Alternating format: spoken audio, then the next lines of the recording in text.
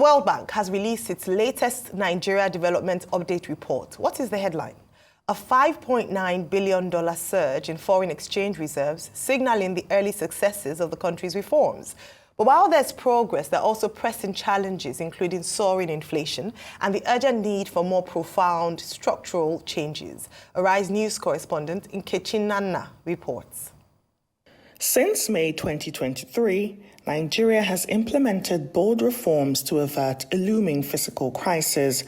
These efforts have brought about modest economic growth, rising foreign exchange reserves, and a healthier fiscal position.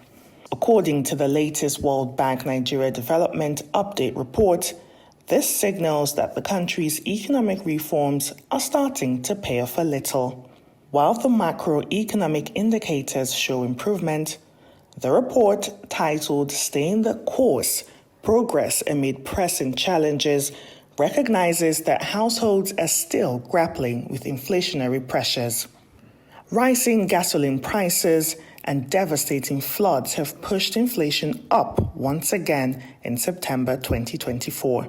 And it is this reality that the World Bank warns must be urgently addressed. We know that many Nigerians are struggling with high inflation and rising cost of living. So, progress is real, but so are the struggles of many citizens, which the team actually will elaborate on later. The report's message is clear. We need to stick to the plan and keep moving forward.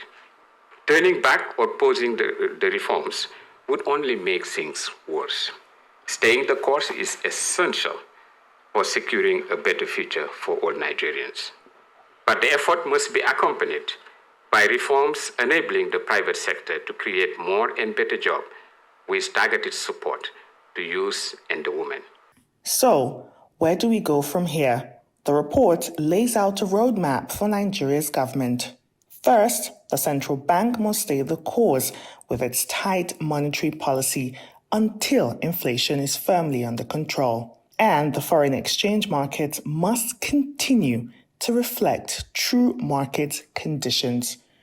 To reduce risk, the World Bank advises the government to maintain the removal of false subsidies and eliminate wasteful spending. And the key message is really that in the macroeconomic and fiscal data, we are starting to see clear early indications that the policy direction that the government has been on is starting to show results with reduced fiscal pressure, with monetary policy stabilization, and with support to the process of really rebuilding confidence in the Naira. So the key message coming from that is the importance of staying the course on this reform direction, and we have a whole array of more specific recommendations for interested readers. Reacting to the World Bank report, the Bauchi State Governor emphasizes that government policies must deliver tangible results for the people. This thing should be well structured, and the achievement in that area should be tangible. Nigerians, ordinary Nigerians, must benefit. It must reduce cost. Inflation has gone very high. It has made nonsense all the wages and salaries being collected. As Nigeria navigates this crucial period of reform, the world watches to see how the country stays the course and manages the complex balance between growth, inflation, and the welfare of its citizens. Nkechi Nnanna, Arise News. In response to the World Bank's Nigeria Development Update report, Central Bank Governor Olayemi Cardozo and Finance Minister Wale Edun reaffirmed their commitment to Nigeria's ongoing economic reforms.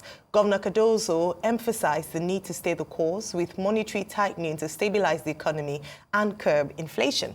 He highlighted the central bank's decision to raise interest rates to a record 27.25%, stressing that preemptive rate hikes have kept inflation from spiraling out of control. Finance Minister Wale Edun echoed the central bank chief's sentiment, highlighting the significant fiscal savings from eliminating the fuel subsidy. The key thing here is that for the first time in 40 years, the vexed issue of fuel subsidy and linked to it the foreign exchange subsidy costing 5% of GDP has gone. But if you imagine that we now have those funds back each month, each day, with market pricing of PMS, the government has money at the federal, state, and private levels and local government levels for education, for housing, for infrastructure. After that, you need the growth, and it will come from agriculture, agro-industrial development zones at the first instance, and then housing and real estate. We do have, and we are going to roll out mortgages, long-term, 25 years, 20-year mortgages are relatively low interest rates, near single-digit interest rates by blending funds. And one key source is that we have long-term funds in this economy. The confidence in the Naira is gradually returning as a result of the policies that we are already undertaking, which goes back to the whole issue of orthodox monetary policy. That is really what begins to encourage people to hold onto Naira. And for many of you, you may recall that when about a year ago, roughly a year ago, people had lost confidence, was literally lost confidence in the Naira, and that is a fact. And I believe that that has moderated and will continue to do so as long as we remain steadfast on the things we're doing.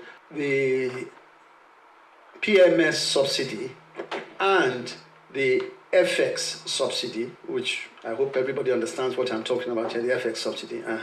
Between those two, in 2022, I believe it was 75% of those two collectively accounted for 75% of the federation's revenue. Those two accounted for 75% of what goes into the federation. Now, by virtue of the fact that we've already closed that gap in exchange rate, we've already closed that gap. And by the way, we talk about the subsidy on petrol. The subsidy on foreign exchange was even larger. It was even larger than the subsidy on petrol. Here we are making a whole song and dance over fuel, and yet you have a bigger elephant in the room, which was foreign exchange, which was costing even more. So by virtue of the fact that we have closed that gap, and that there's no such thing as cheap dollars, and that gap has been closed, we've eliminated that particular cost. As we go along, our focus basically is, and it's important to say this, maintaining stability. That is critical. Maintaining stability. The central bank does not determine the exchange rate. Exchange rates are determined by fundamentals. But the central bank will work around the various policies that we bring out to ensure that the market functions efficiently, effectively, and that nobody comes in to take advantage of the system. And if they do, especially with respect to the authorized dealers, they be sanctioned accordingly.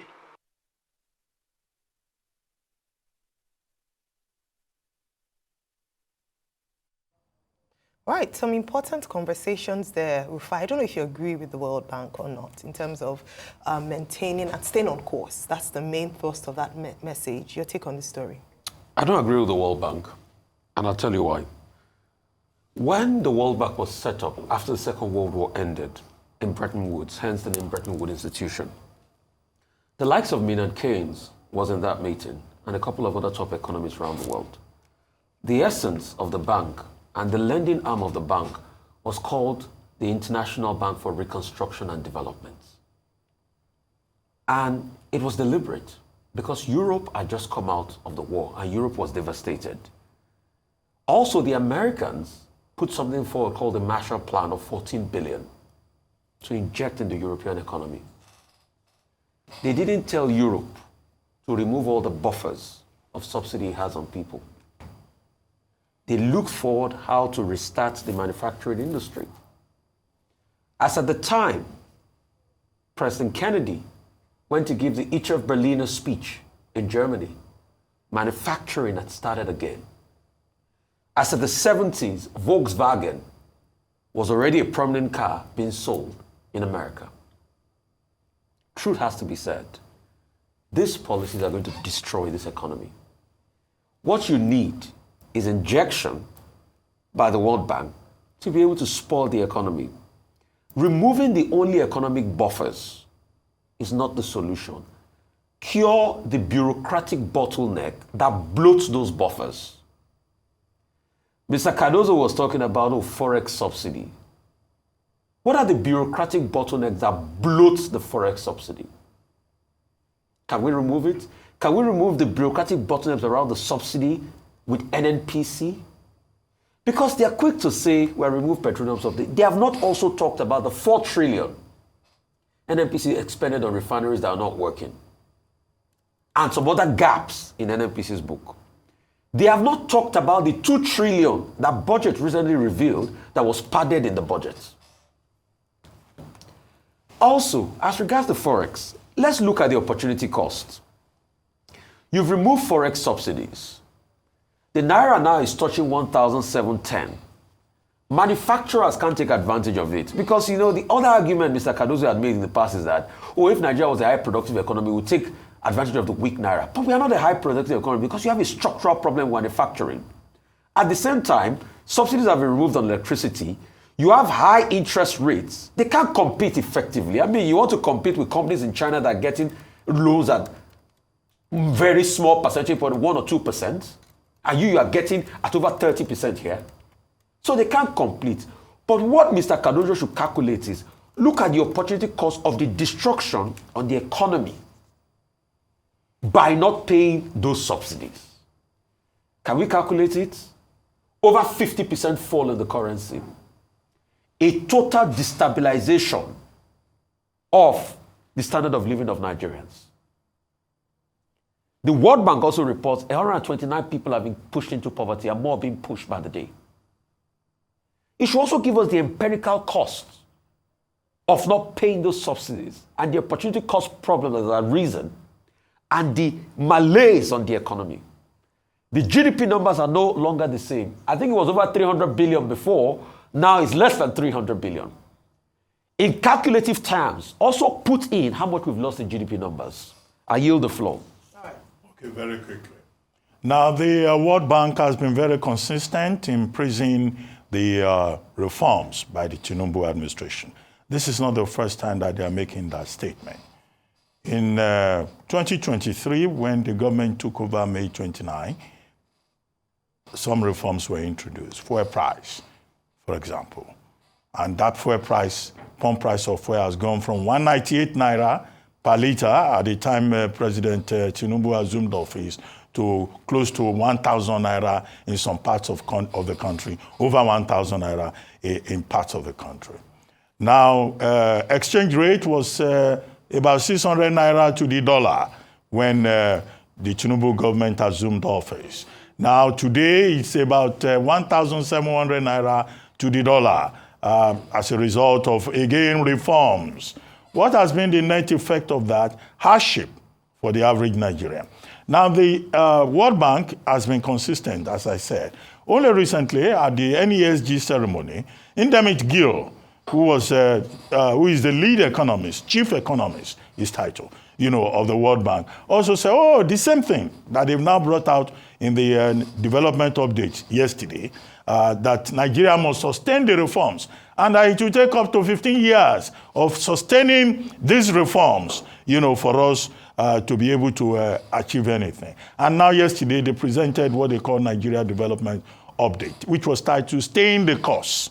Now, the World Bank and the Nigerian government are saying exactly the same thing, that, foreign reserve has gone off, fiscal policies are working The macroeconomic policies should be sustained, but the World Bank adds the caveat, as it had done previously, that, we need to combat inflation, we need to do something about, what do they call it, cash transfer and buffers for the people. However, what has been the effect? Mr. Edun spoke and said, we have deregulated. Mr. Cardoso said, we're going to sustain this orthodox economic policy. In other words, we will do what World Bank tells us to do. Now, I think the other part of the panel discussion that they had must be stressed. And I think in this regard, the contribution of Governor Bala Mohammed of Bauchi State, who literally debunked everything that they were saying.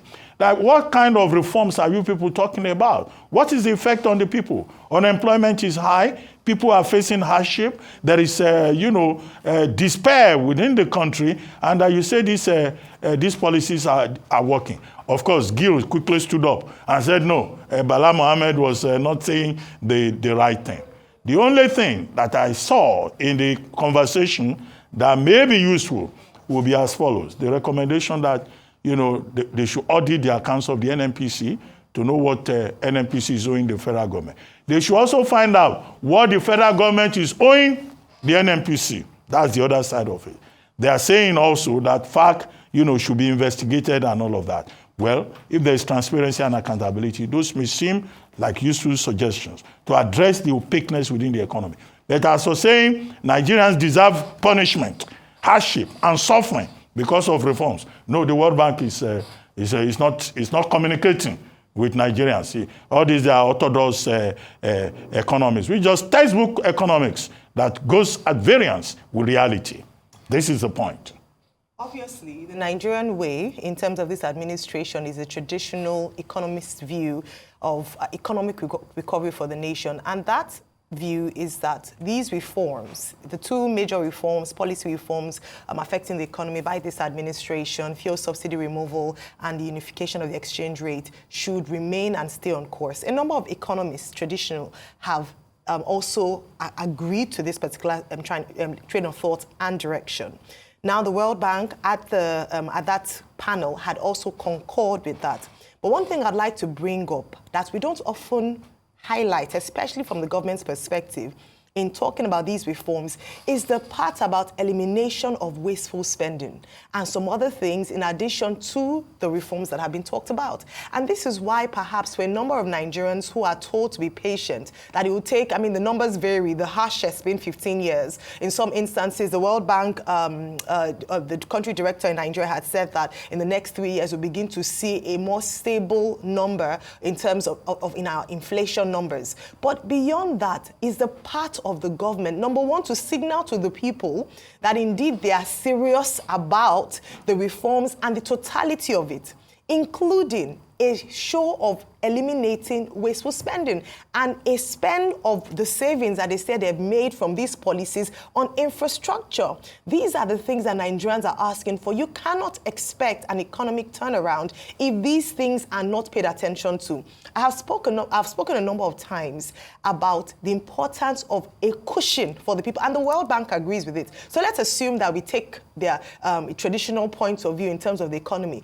But how about the other aspects to cushion the effect of the sufferings on the people so that there are people still alive and who haven't perished as a result of the hardship caused by by these economic reforms? That's one thing I want to highlight, which they said in that report. But of course, why would the government toe the line of the World Bank? Because they need money from the World Bank. And only recently was announced that the World Bank has approved $1.57 billion in financing for 3 projects in education, health, water treatment. So you can understand the relationship and why the government and the World Bank seem to be speaking from the same hymn sheet. But it is important as well to understand and to follow the other part, which is to ensure that the people don't suffer in this period of patience and enduring hardship and staying the course until we begin to see the benefits of the economic reforms.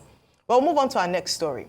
Senators have passed a vote of confidence in Senate President Godswill Akpabio and the entire leadership of the 10th Senate.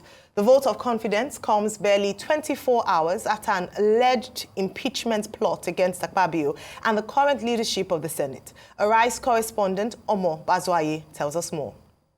Day after an alleged impeachment plot, the Senate in one accord passes a vote of confidence in President of the Senate, Godswill Akpabio, and others in his leadership.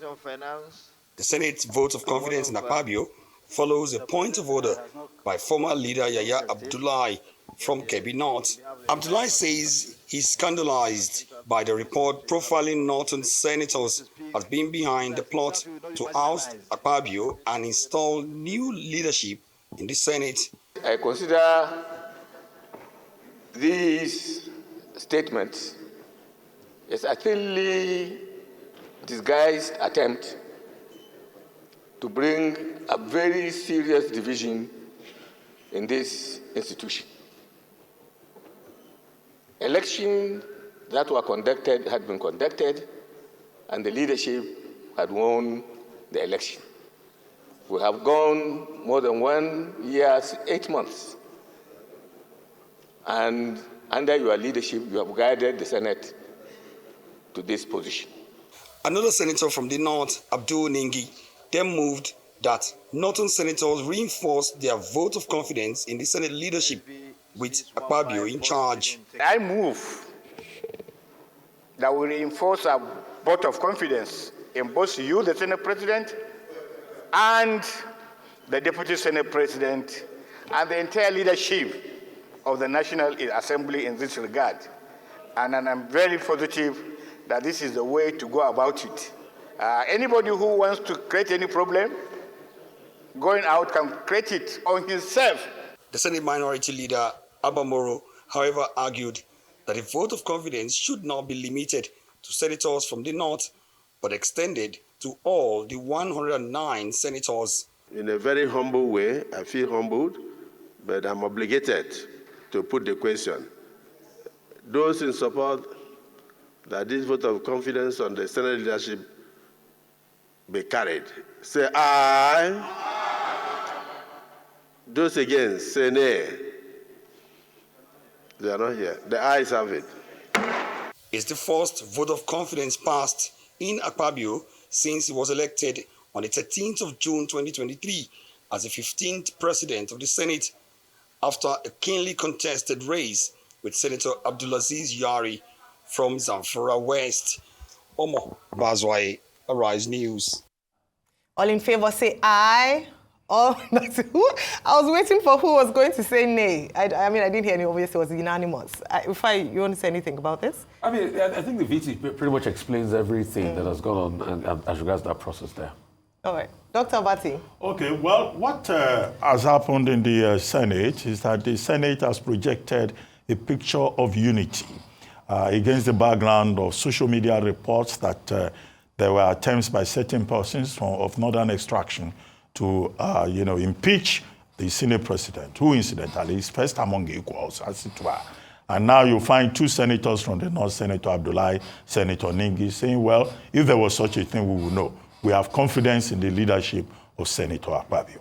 Now, what I find funny in the whole scenario is that before now, the presidency had said, there was no disunity among the senators. How is it the business of the presidency to be speaking for the Senate of the Federal Republic? And third, Senator Abba Moro saying that there should be a vote of confidence on all the 109 members. I don't think that Nigerians will agree that they have confidence in all the 109 members. So that remains. What confidence level do Nigerians have in the Senate as a body? That is the bigger question. I think it's the constituents that should actually get the vote as to whether or not they have, they're passing the vote of confidence on the Senate president or any of the 109 members in the Senate chambers. But again, the people are the ones who sometimes I believe that the Nigerian people do not fully understand the power that they have. I don't even know if people understand the process of recalling a representative or a senator if they wanted to. And these are some of the things that we highlight that get information so that you're able to hold your represented or your elected representative to account. They've passed a vote of confidence on the Senate president, but the verdict is in the hand of Nigerians. Do you have, let me pass the vote or let me take the vote. All in favor say aye, all in favor say no in terms of the vote of confidence on the Senate president. You're the one that really matters.